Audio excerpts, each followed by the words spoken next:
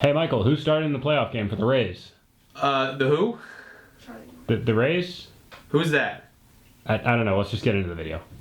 All right, welcome, folks. We're going to be talking about football and some other bullshit. Sports Not Live!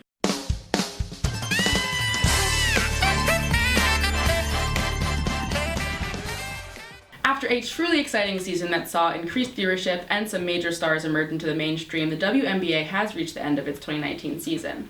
On Sunday afternoon, the Washington Mystics will host the Connecticut Sun in Game 1 of the 5-game WNBA Finals. Now, here's what you need to know. The Washington Mystics are coming into this finals looking for revenge.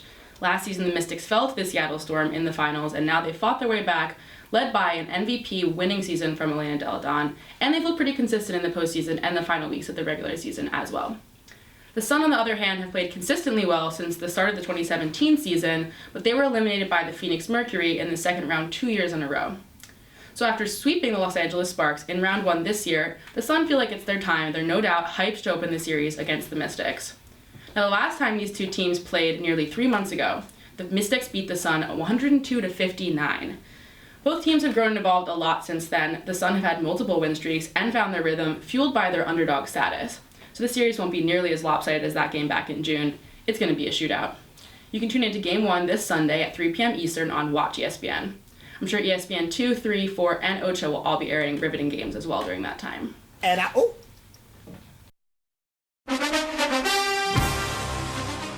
Welcome back to another edition of This Week in Backup Quarterbacks, where we celebrate the unsung heroes of the NFL, the backup quarterbacks. Now, as you know, there has been a lot of talk about whistleblowers this week. There's been a lot of talk about referees this week with a lot of holding penalties called. But we at Sports Not Live are going to stick to the sports. So with that said, the first backup quarterback update of the week concerns a man who is always hauling a hog but is never making bacon. That's right, folks. It's time to talk about Teddy Tripod, Teddy Bridgewater. The former Heisman winner led an utter shellacking of the Seattle Seahawks on the road, throwing 2 touchdowns and no interceptions. Next up is Jets backup Luke Falk, a backup so backup-y that he was actually the backup to the backup going into last Monday night's game. Falk went 12 for 22 for 98 yards and an interception. In hockey, there's the Gordie Howe hat trick, but in football, I would like to introduce a backup quarterback hat trick, a statistic made up of under 100 yards passing, at least 1 interception, and a double-digit loss.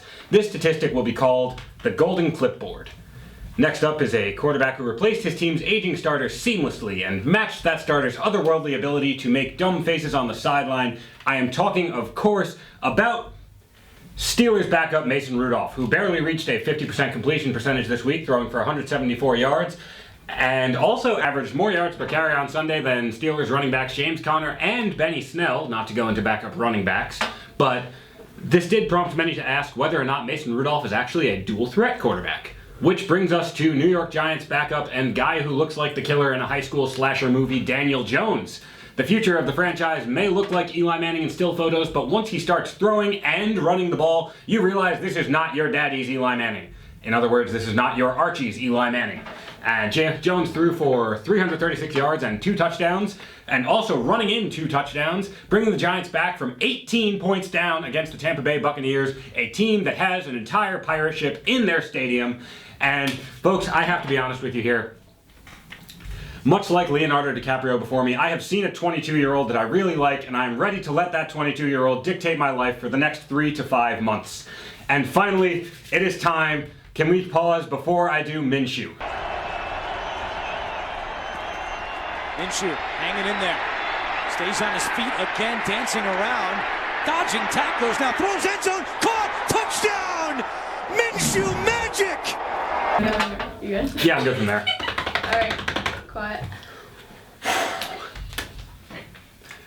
And finally, in what is becoming a tradition here on Sports Not Live, it is time to talk about the Dukes of Hazzard's athletic cousin, the guy who looks like he still says the word bitchin' unironically, the NFL's answer to Country Mac from It's Always Sunny, Gardner Minshew. Minshew, a man who looks like a walking advertisement for cheap cologne, has me and the entire NFL and the entire nation clamoring for a sniff this week after throwing for 204 yards and 2 touchdowns, both of which came in the first quarter, after which point the Tennessee Titans realized what we all already knew: their defense was helpless against the majesty of Minshew magic, and it was time to just call it a day. The Jaguars won 20-7, and the legend of the Garden Snake continued to grow. That'll do it for this week in Backup Quarterbacks. Until next time, just remember, keep your friends close and your clipboards closer. Alright folks, welcome to our brand new segment. I am Dr. Zach MD, as you all know, taking a quick break from my medical practice to talk to you about an analysis of what is going on in the National Football League. And if you want to win Week 4, I will be giving you my Allanalyst. Ladies and gentlemen, my co-host, Alan, who thinks he knows a lot more about the National Football League than he actually does.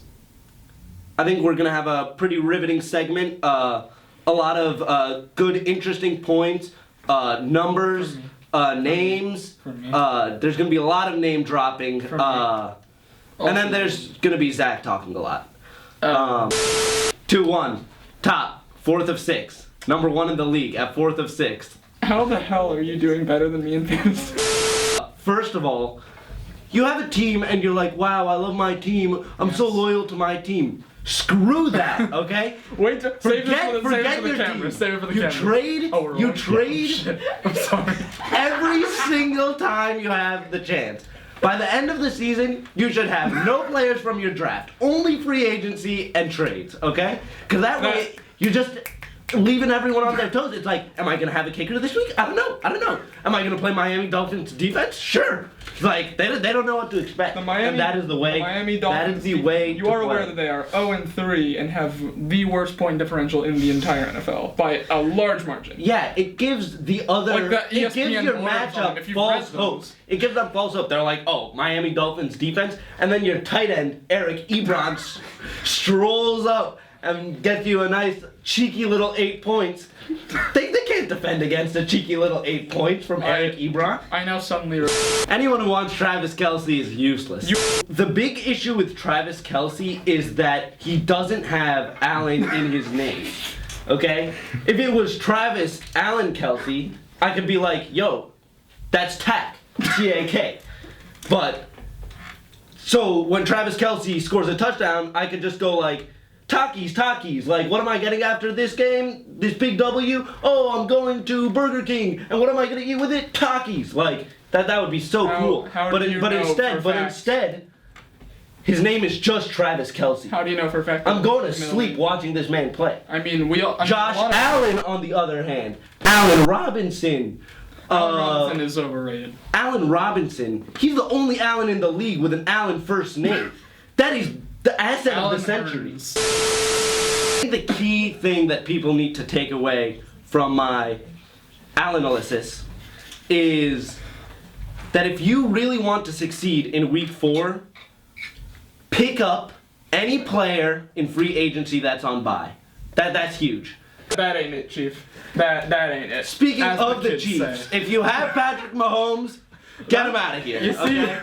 Because there's a Kyle Allen that you could be playing. There's a Josh Allen you could be playing. Several bad puns later. Keenan Allen put up a hefty 35 points. Fair. So, sit your Travis Kelce ass down. I'll gladly take Kelce. And Josh Allen, I had to trade him because I drafted him.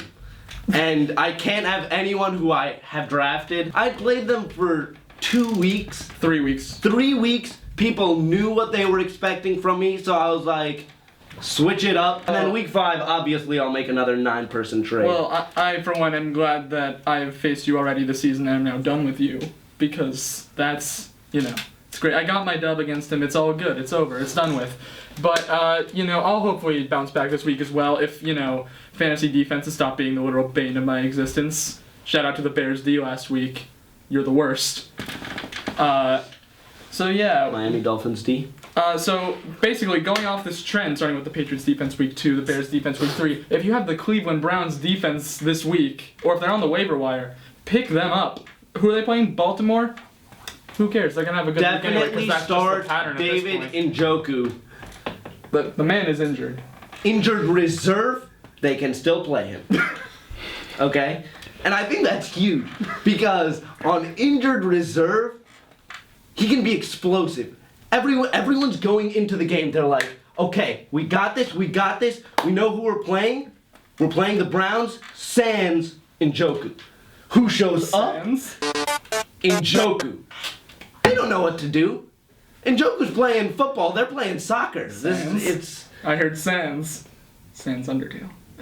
It's right here. It's my team name. Looks like Dr. Zach MD. Anyways. Right, but it's my subtitle. Anyways, do you have any useless information that you need to pitch off? Yeah, don't listen to anything he just said. We'll see you guys next week. Goodbye.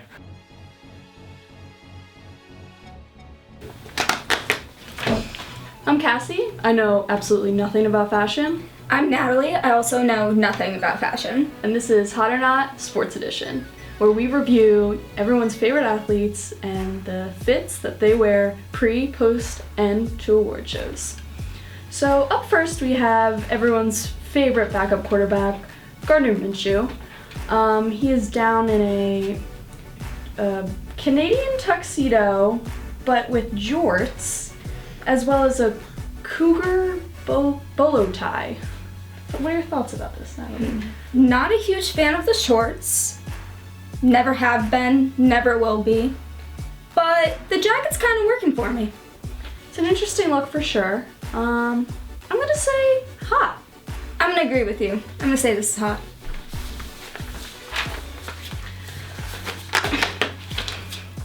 Up next we have Cam Newton after the Panthers' 20-14 loss to the Tampa Bay Buccaneers in week 2. There's a lot to unpack here, for sure. I just want to know who picked this outfit. I think he picked it out himself. Oh. He looks like, if anyone has seen the Scooby-Doo movie, when Scooby-Doo is trying to blend in on that airplane and he's dressed like an old woman, that's what that looks like. Yeah, his glasses just really are too small, and the suit's okay, but the bandana or whatever is wrapped around his head just really was not a great choice. Yeah, he's definitely known for wearing interesting post-game outfits, but this has gone too far. I'm gonna say this is a not. Up next, we've got America's sweetheart, Tobin Heath, at the 2019 ESPY Awards. I like this outfit up until we get to the shoes. I don't know what's going on here. I don't know who told her that this was a good idea, but she looks like, not good. See, I kind of like the shoes. I think it's a bold statement, and I'm gonna say this is a hot look. I'm gonna have to disagree and say this is not. I just can't get over the shoes. It ruins the outfit for me. Oh, this one's easy. Hot. Hot. It's Megan Rapinoe. She's always hot. Oh, and lastly we have my future husband, Carson Wentz. This was from last season in his post-game outfit. I don't know what's happening here, but I don't like it. No. Turtleneck with a long jacket. Bold choice. Bold choice. Not a good bold choice. Yes. And definitely. the red pants? You Little know, too seasonal? yeah, I mean, definitely getting some Christmas vibes. But it's interesting because the Instagram caption here is that his wife dressed him, but the wife is also not dressed that well. But that's not what we're reviewing. That's not what we're reviewing. I'm gonna say not. I'm also gonna say not. Okay, there we have it. Thanks for joining us on this week's Hot or Not Sports Edition. We'll see you next week. Jesus is the one. Okay, we are talking about MLB because it's playoff season, baseball. So yeah, that happens in October, by the way. But I don't really I don't actually think that anybody gives a shit. You know, I'm not going to pretend that anybody really cares about the teams in baseball, but I mean, I'll tell you some things to watch out. So I read an article. The Twins reliever Tyler Duffy has thrown 24 consecutive scoreless innings. So if you've ever gone onto your phone and said, oh, look, Tyler Duffy is pitching. I can't wait to watch that invigorating sports action. Please tell me, because that seems like the most boring thing. Somebody in Minnesota threw 24 straight. Anyways, okay. Well, let's talk about the playoffs. Most important thing, Red Sox missed the playoffs. Yeah. So, yeah, that's the only good news. And now the bad news is I have to talk about baseball for the rest of this segment. Yankees are coming in hot to the playoffs this year. You know, they've won 27 times before. They win every single year, I think, in the history of the league. I don't watch baseball. They're worse this year though, because one of their best pitchers, Domingo Germán, he is a domestic abuser. He's banned for the year, so maybe they won't win this year. We're going to be looking forward to a really tight series between the Astros, who are, you know, the Kevin Durant Warriors. Basically, they have all of the best pitchers and hitters on the same team, and also the best relievers. The Yankees-Astros series is going to be really interesting. Both of the closers were convicted of domestic violence. That's something to keep track of. In other news, Cubs, they missed the playoffs because their shortstop got injured and they had to play somebody who convicted of domestic violence. The new joint domestic violence, sexual assault, and child abuse policy, just throw that all in a bucket. If you do it, you get 30 games off. A lot of those people are back in the playoffs. Jesus Christ. Why? In the rest of the MLB playoff bracket, it's going to be Cardinals and Braves. Like, who cares? Literally, come on. We got, I think, the Rays. They're going to, I think, the Indians, Twins, someone like that in the American League. Like, if you know any of the players on either of those teams, like, send me an email, write me, because I need to know. I did my research, but nobody's ever talked about the Rays or the Indians in the playoffs ever. The Dodgers, that's a team you've heard of. They're going to make the World Series for the 19th time in a row and lose again. And it'll be either the Yankees or the Astros on top. And that's how it is going to go down. So, yeah. Hope you're super excited to watch your favorite good people play very fun sport this October. It lasts 30 fucking days to get all the way to the World Series. And then they play like 7 games. The games might go 7 hours. That happened last year. That was fun. So enjoy yourself.